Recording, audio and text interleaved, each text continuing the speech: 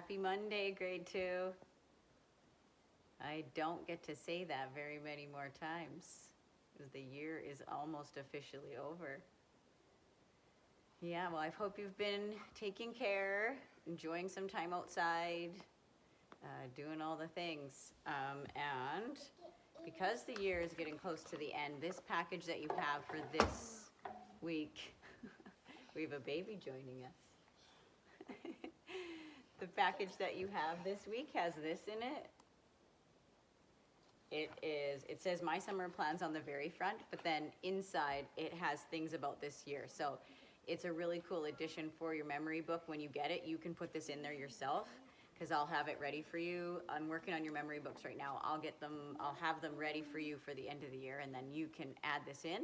It has cool things like wants to know the most difficult thing for this grade, the top 3 reasons you love this grade, the most surprising thing about this grade, your favorite subject from this year. So it's got some cool things in there for you to fill out so you remember when you're old like me. And then the rest of the pages in there are just for fun. So those are, if you want to do, you don't have to do the rest of those. So that'll be fun. And then the other thing you have in your package for this week is money.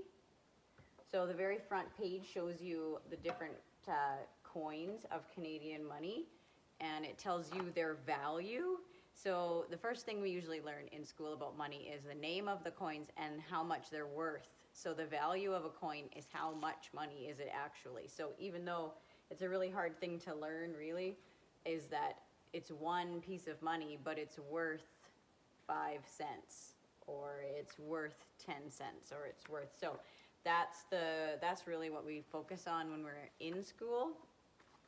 So your booklet tells you on the front what the value is, but I'm just going to go quick through them because I have a couple extra, and I want to add that the booklet has pennies in there still. So this is a penny, and it's worth only 1 cent, and there are no longer pennies that you use at stores. So you might still have them in your house, in your piggy bank, but we don't use pennies anymore in the stores.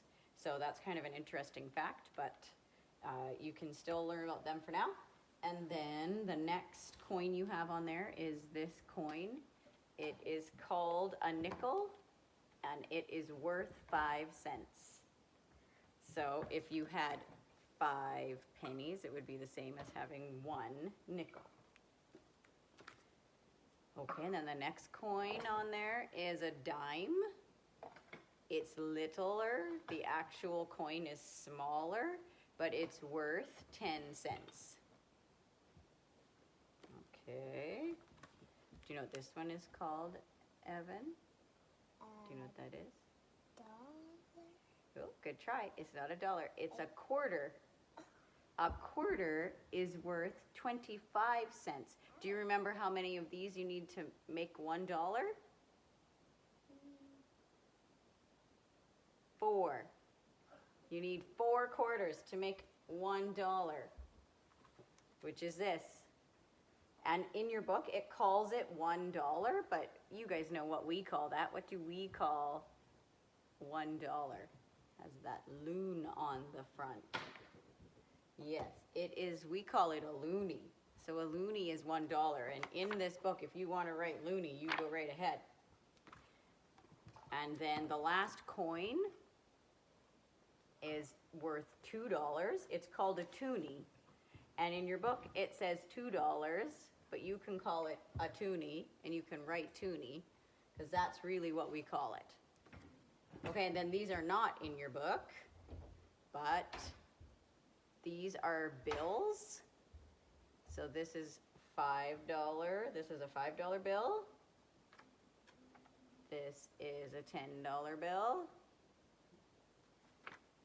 This is a $20 bill. These are actually like fake. I made them for school, so they don't look super real. And then there actually are $50 bills and $100 bills also, but I'm just a poor farmer. I don't have those bills to show you. So in your book, you can go ahead and you can try, so you're gonna label those, And then there's some easy money counting. So it's pretty simple. If you're counting pennies, you're going to count by ones because they're worth 1 cent.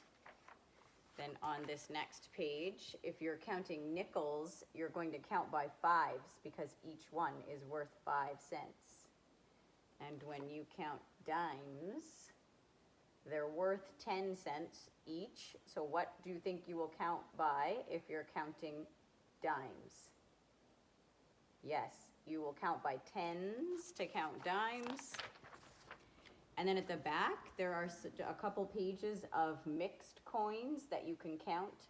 And the clue that I usually share is that you always start with the biggest coins. So start with the biggest, like not the biggest size, the one that's worth the most, and then add the rest to that, okay? So you can try that. If you have real money in your house, if you want to count the money in your piggy bank, go ahead, do that. I used to take my money out and then you could sort it into piles and then make piles that are each $1, or there's lots of things that you could do to count money at home. I suggested on that page in there if you want. My kids always love, and every other class always loves setting up a store and then having price tags on things, and then you have to buy things and give change. So that's fun if you want to try that at home. Or simply playing Monopoly is good practice with money because you have to buy things and give change and things like that. So that's another idea. I know everybody's getting a little bit tired of schoolwork. I get it. If it's nice out, go play, okay? Take the time when it's not nice out to do a little bit of work if you can. Keep reading. Reading's the number one. And we only have 2 weeks left, so it's the home stretch, kiddos. It is for sure the home stretch. So I will talk to you again soon, and have fun working on your stuff this week. Bye, grade 2.